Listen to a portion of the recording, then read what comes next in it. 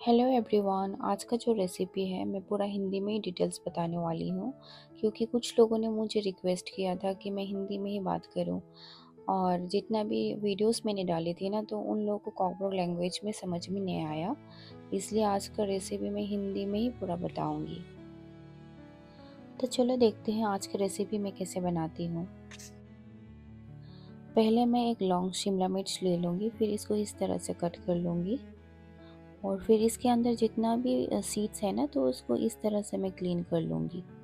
इस तरह से देख सकते हैं आप लोग, सब कुछ क्लीन कर लूँगी इस तरह से। और ऑनियन के जो लीव्स है मैं इस तरह से चॉप कर लूँगी। यहाँ पे मैंने एक ऑनियन ही लिया है, तो इसको भी मैं चॉप कर लूँगी।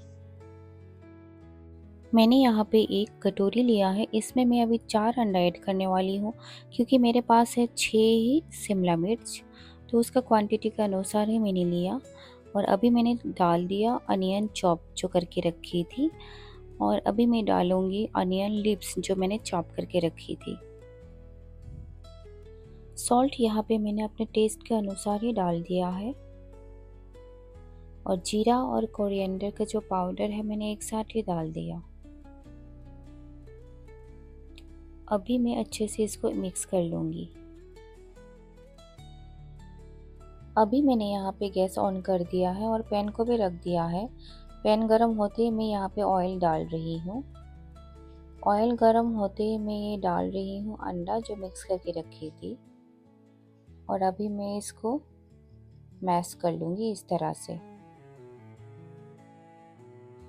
अंडा यहाँ पे पक चुका है और मैं सारे अंडे एक कटोरी पे ले लूँगी। अभी मैंने एक कटोरी लिया है, तो इसमें मैं ऐड कर रही हूँ बेसन, और अभी ऐड करूँगी मैदा। मैदा को मैंने और थोड़ा सा ऐड कर दिया है, और अभी मैं डाल रही हूँ नमक अपने टेस्ट के अनुसार। अभी मैंने डाल दिया टर्मरिक पाउडर, और अभी डालूँगी चिली पाउडर, और अभी डालूँगी धनिया का पाउडर, और अभी डालूँगी मैं क्यूमिन सीड्स का पाउडर। यहाँ पे थोड़ा सा सोडा यूज़ कर रही हूँ मैं, और अभी मैं ऐड करूँगी पानी, और अभी मिक्स कर लूँगी इस तरह से।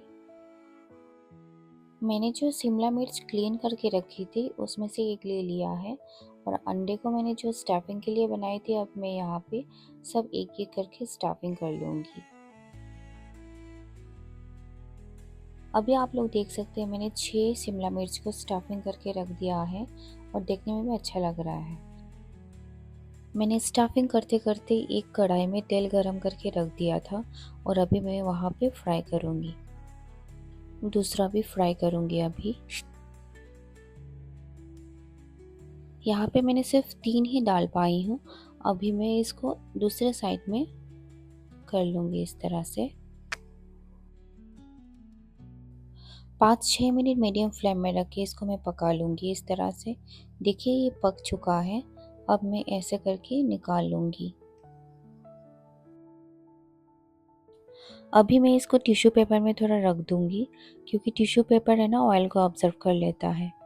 अब मैं आप लोगों को ये काट के दिखाऊंगी कि कैसा बने हैं अंदर।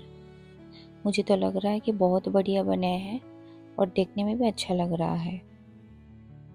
आप लोग भी घर में बना के खा सकते हैं, इसको बहुत आसान है। और मैंने यहाँ पे टमाटो केचप यूज़ किया है, क्योंकि बहुत अच्छा लगता है इसके साथ। मेरे वीडियो देखने के लिए थैंक यू, एंड सपोर्ट के लिए थैंक यू सो मच। तब तक के लिए शुक्रिया, एंड टेक केयर।